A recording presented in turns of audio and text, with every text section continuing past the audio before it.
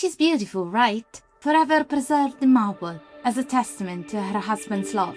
She was 26, a life barely begun and already gone. Legend has it that her beauty is what preserved this effigy from a lynching mob. She's become the poster image of the perfect medieval wife.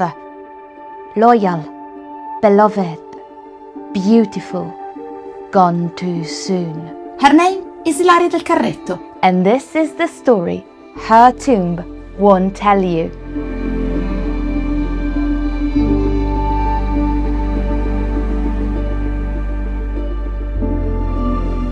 It's February 1403, the day of the wedding. The bride looks beautiful. The groom is dashing and powerful. And the people of Lucca, they absolutely hated it. Most of the hatred, though, was centered on the groom. Paolo Guinigi was dashing and powerful, but he was also deeply unpopular. Lucca had always prided itself on being a fiercely independent republic, ruled by its democratic councils. But Paolo had systematically crushed that freedom, declaring himself signore, the medieval equivalent of an absolute dictator, and running the city like a private corporation. Years before his marriage to Ilaria, he had wed Maria Caterina Antelminelli. She was the last descendant of Lucca's greatest historic ruler, Castruccio Castracani, and Paolo had married her for the name and the fortune she carried. She was a child of 11 at her nuptials, and only 12 at her own funeral a year later. History blames the plague, noting that the marriage had not been consummated due to the bride's young age. But rumors blamed childbirth in a posthumous effort to discredit the hated Guinigi. After all, his other 3 wives, Ilaria included, did die in childbirth. As her husband, Paolo inherited the colossal fortune of the Antelminelli family upon her death, a windfall that helped him establish his stranglehold on the city. But absolute power means nothing if it can be passed on.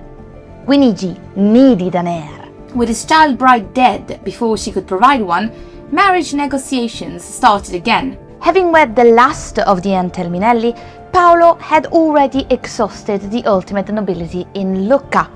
For his next marriage alliance, he had to look elsewhere. Elsewhere, in this case, meant Liguria. At the border between the Republic of Genoa and the Duchy of Milan stood Zuccarello, a stretch of land under the control of the House of Del Carretto. They were an ancient, pure feudal dynasty. They traced their lineage back to the legendary Aleramo of Savona in the 10th century and held imperial backing directly from the Holy Roman Emperor. They ruled sovereign fiefdoms in Liguria and Piemonte, meaning they answered to no local government, only to the emperor himself. This was the match Guinigi wanted for himself.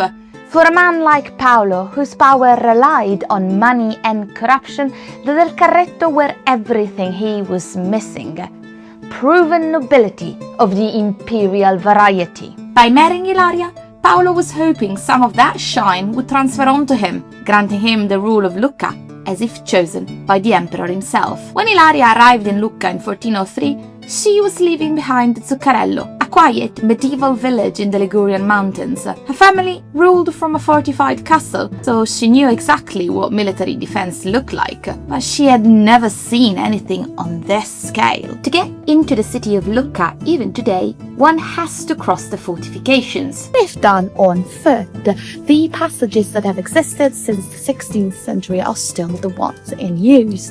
They are built like a sort of maze and a containment chamber at the same time, which meant in the 16th century that soldiers were trapped here and archers from top could actually shoot them. I like to imagine that as she exited the carriage, Ilaria knew that her life had changed. She had stepped out of a rural fiefdom and straight into a metropolis. With her famous beauty, she fit right into Lucca, a city so obsessed with appearances that an invading army once weaponized Vanity against his own citizens. In the 14th century, you have to imagine here an army coming from the neighboring city of Pisa. It is said that since force couldn't get them in, the Pisan tried something else. They put a lot of mirrors in the field in front of the walls and taunted the citizens of Lucca, saying, "Here, come here, all your beautiful women, with all their vanity and their pride. They can look at themselves in the mirror." This angered the citizens of Lucca so much that they fell for the trap of Pisa and engaged them in battle, losing that battle, although not the city itself. Today, what was once an industrial-scale military machine is now A city park where people could actually leisurely go out, stroll, and even take a coffee. But the walls aren't the only medieval defenses in Lucca that have been repurposed. Towering above the city is the Torre Guinigi. If Ilaria were to walk the streets of Lucca today, She would recognize the tower behind me. That is Torre Guinigi. Today, it is the most recognizable tower in Lucca because it does have trees on top of it.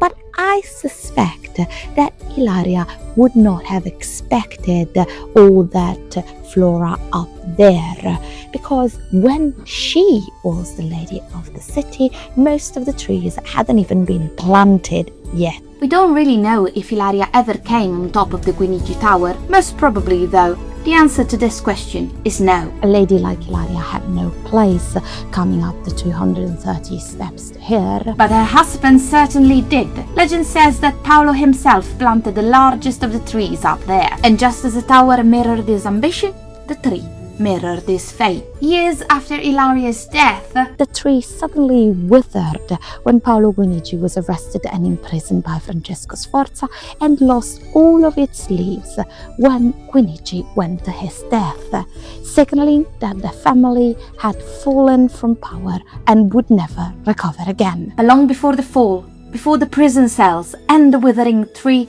there was a city to rule. So what was life actually like for his young bride? In her 2 years as the lady of the city, Ilaria del Carretto would not have chosen to spend any time in Piazza dell'Anfiteatro. She could not have, after all. It was all bricked over. If Ilaria del Carretto had wanted to be seen in the city, she would have come here in Piazza del Duomo. You might not notice it in this shot. But the Duomo is really squished to one side. Couldn't they have chosen a different spot for the main cathedral of the city? Well, no. Because this spot was chosen. Chosen for what, you may ask? Inside the Duomo of San Martino, there is a very old wooden statue of Christ on the cross. But this enormous 3-meter tall carving doesn't depict the usual agony of the crucifixion. Instead, it shows a triumphant living Christ with his eyes open, dressed in a long flowing tunic. It is known as the Volto Santo di Lucca, or Lucca's holy face, and it has been considered one of the most important and deeply venerated relics of the Christian faith since the Middle Ages. According to the legends, The Volto Santo was very precise, had a very precise idea of where it wanted to stay. According to a 12th century legend, the statue arrived on the Tuscan coast in the year 782 aboard a mysterious unmanned ship. To settle a bitter dispute over who got to keep it, the relic was placed on an ox cart with no driver, trusting God to choose its home. The oxen marched straight into Lucca. The thrilled citizens proudly placed the enormous statue in the Basilica of San Frediano, but the next morning it had vanished. After a frantic search, they found it resting peacefully in an orchard across town. Realizing the statue had chosen its own home, they built the cathedral exactly where it sat. And that's why the Cathedral of Lucca looks a bit squished in a square that does not magnify its beauty, but it's here because the main relic of the city wants to be here. But before stepping inside to see the Volto Santo, Ilaria would have passed another fascinating detail carved right into the stone of the cathedral's portico: a labyrinth. Much like the winding paths of the pilgrim who flocked here, or the convoluted, ruthless political games her husband Paolo had played to gain his power, The labyrinth is a medieval reminder of the complex and dangerous path of life, a path that, for Ilaria, was tragically short. Which brings us back to where we started. Inside this very cathedral rests Ilaria del Carretto. Paolo Guinigi had married her to buy the only thing his money and his army couldn't secure for him: proven imperial nobility. He had built towering monuments to his own ego, planted gardens in the sky, and ruled a republic like a tyrant. Only to lose it all and die in a prison cell.